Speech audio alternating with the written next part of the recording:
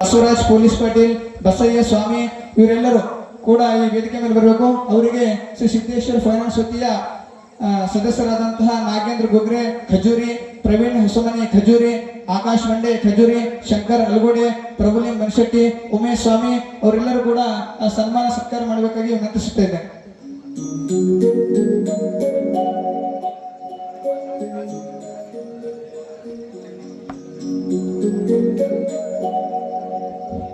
ಈ ನಾಟಕದ ಪ್ರಮುಖ ಉಸ್ತಾರ ಅಂದ್ರೆ ಇವರೇ ನಮ್ಮೂರಲ್ಲಿ. ಈ ನಾಟಕ ನಡಿಬೇಕಂದ್ರೆ ಹಗಲು ರಾತ್ರಿ ಒಂದು ಗೆಸ್ಟ್ ಕಾರ್ ಸುದ್ದಕ್ಕೆ ಹಾಕ್ಬೇಕಂದ್ರೆ ಪಾಪ ಯಾರು ನೋಡ್ಕೊಂಡಿಲ್ಲ, ಅವರು ಆ ರೀತಿ ಕಷ್ಟಪಟ್ಟಿದ್ದಾರೆ.